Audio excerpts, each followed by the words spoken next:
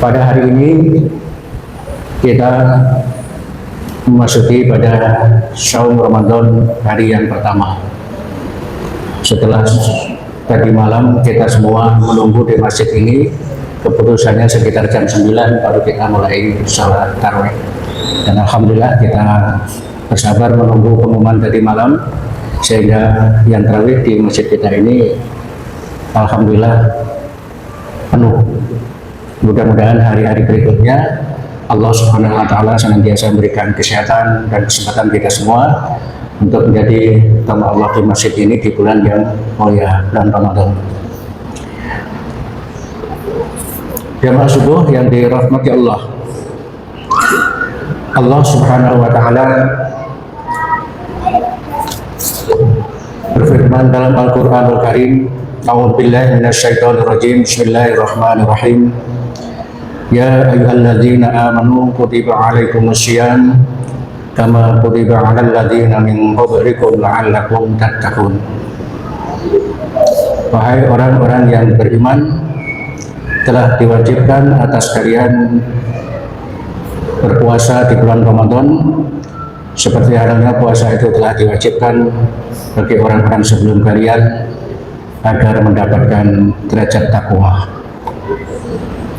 Firman Allah Subhanahu wa Ta'ala ini memberikan gambaran dan pelajaran bagi kita semua bahwa tujuan utama dari berpuasa ini adalah la'allakum tattaqun, agar kalian bisa mencapai derajat takwa. Dengan pengertian seperti ini, bahwa rasanya manusia hanya mengaku beriman saja kepada Allah, ini belum cukup. Jadi kalau menyatakan di KTP-nya dinyatakan sebagai orang Islam, itu tidak cukup, tapi harus ditingkatkan kualitas keislamannya menjadi yang lebih tinggi lagi, yaitu menjadi tingkatan takwa. Takwa itu apa? Ahlul hikmah menjabarkan takwa adalah al-imtisalul awamir wajtinabun nawahi, menjalankan perintah-perintah Allah dan menjauhi larangan-larangannya. Salah satunya diantaranya bahwa Allah perintahkan kepada kita berpuasa. Pada hari ini kita insya Allah berpuasa. Dan 2 hari yang lalu santriwan-santriwati yang ada di TPA Al-Hidayah telah mewujudkan kegembiraannya berpawai untuk menyambut datangnya bulan Ramadan. Walaupun itu kelihatannya hanya sebatas berjalan saja di jalan, akan tapi di balik itu ada pesan tersendiri bahwa dia telah siap untuk menyambut bulan Ramadan. Ketika kami tanya, apakah kalian sudah berpuasa? Ya, mereka ada yang jawab sudah, ada yang jawab belum. Akan tapi juga memang harus dimaklumi bahwa mereka umurnya masih tingkatan kelas 4-5 SD, sehingga puasanya ada yang sampai jam 9 pagi buka, puasa jam 12 siang buka dan sebagainya. Ya, itu enggak masalah. Yang penting dari sejak kecil dia sudah ada pengenalan diri bahwa hari ini adalah bulan Ramadan, dia berpuasa. Dan kalau kita perhatikan dari sistematika keislaman kita, rukun Islam yang 5 itu ternyata masing-masing item memiliki tujuan yang berbeda-beda. Yang pertama, rukun Islam kita adalah syahadat. Syahadat ini terkait dengan masalah keyakinan.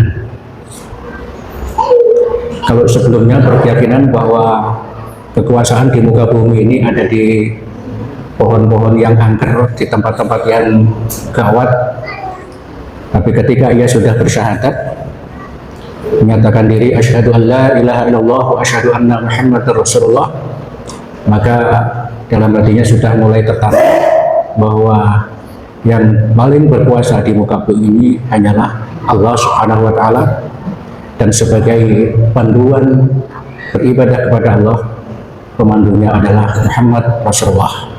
Sehingga syahadat kita berbunyi asyhadu an la ilaha illallah wa asyhadu anna Muhammadar Rasulullah. Aku bersaksi bahwa tiada Tuhan yang berhak diibadahi kecuali hanya Allah, dan aku bersaksi bahwa Muhammad adalah Rasulullah Allah. Jadi pada dasarnya bahwa syahadat itu adalah mengislamkan keyakinan kita. Walaupun dia sudah bisa bergerak sholat, akan tapi manakala ia belum pernah bersyahadat, maka sholatnya itu hanya sebatas gerakan-gerakan belaka. Walaupun penampilannya bagi wanitanya mungkin dia udah pakai jilbab, lakinya udah pakai sarung, pakai topi, tapi kalau nggak pernah bersyahadat, maka yang terlihat hanya penampilannya saja. Tapi di hatinya belumlah dianggap sebagai seorang muslim. Jadi alhamdulillah bahwa salah satu amalan-amalan yang sering dibaca oleh Rasulullah SAW di bulan Ramadan ini adalah asyhadu an la ilaha illallah, astagfirullah, as'aluka ridhaka wal jannah wa na'udzubika min syarrika wan nar. Memperbanyak syahadat, memperkuat keimanan kita, memperteguh pendirian kita terhadap ketuhanan Allah Subhanahu wa taala. Selanjutnya, dalam rukun Islam itu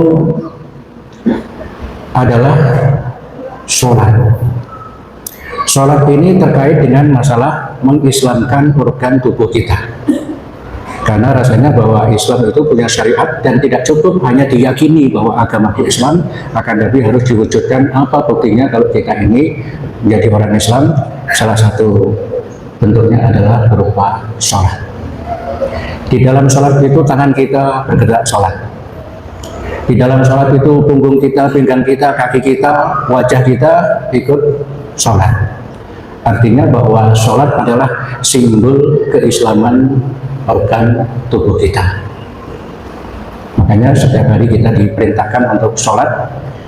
Selain ada yang wajib, juga ada yang sunnah.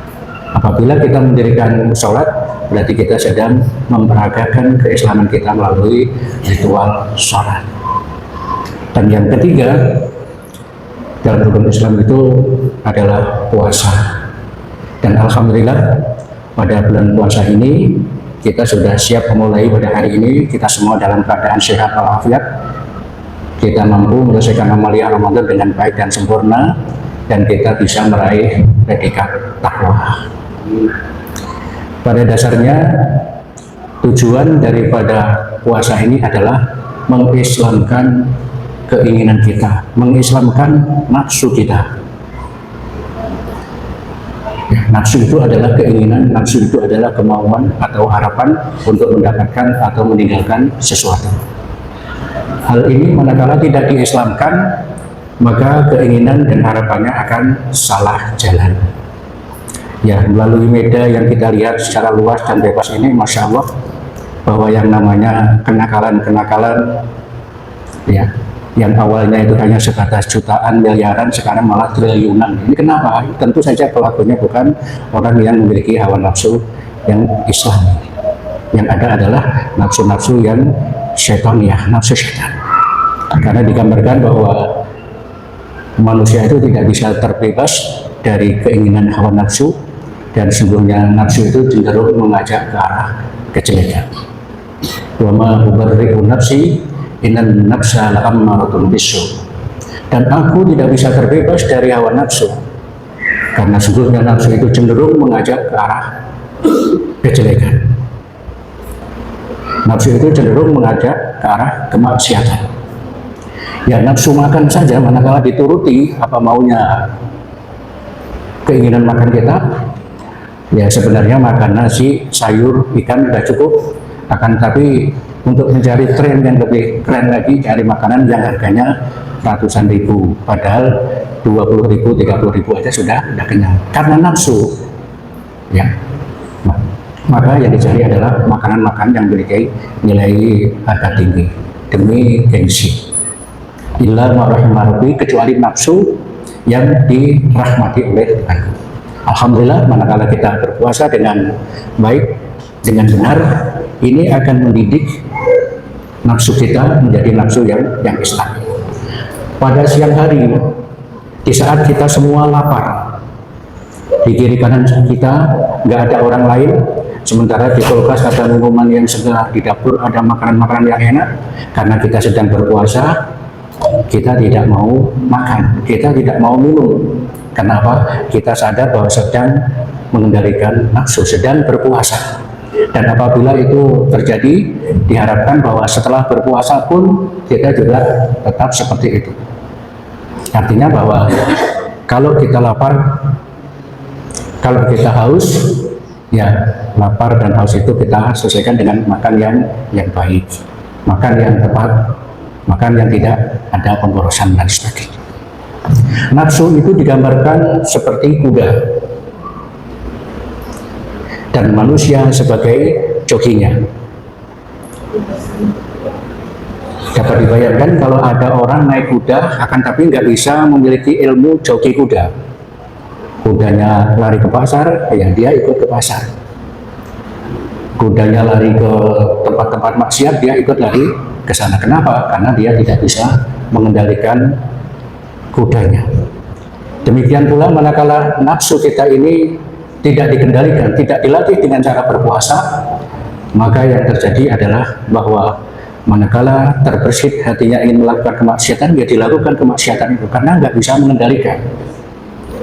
Kalau nafsunya ini melakukan kejahatan, yang lakukan kejahatan karena memang dia tidak bisa mengendalikan hawa nafsunya. Jadi pada waktu siang hari, walaupun kita lapar, walaupun kita haus, kalau memang itu belum waktunya kita makan, ya kita nggak makan. Itu dari atau hikmah daripada berpuasa, mengendalikan atau belajar mengendalikan nafsu kita masing-masing. Ada lagi yang menyatakan bahwa nafsu itu seperti bayi.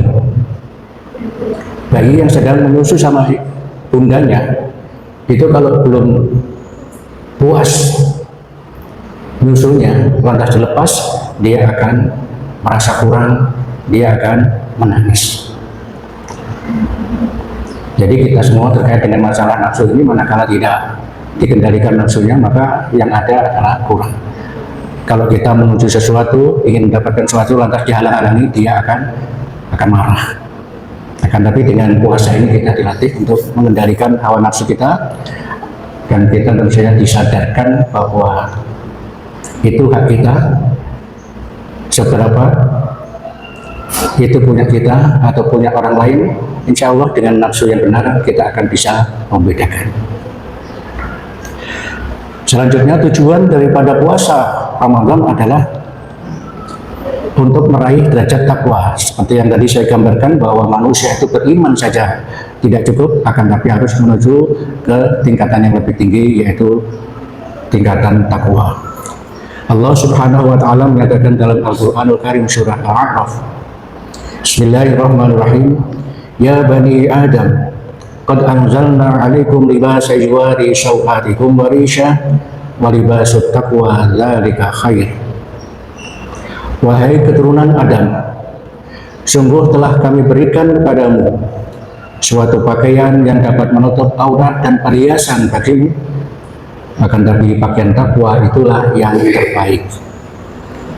Jadi firman Allah Subhanahu wa taala ini memberikan gambaran dan pelajaran bahwa kita ini diberi dua pakaian.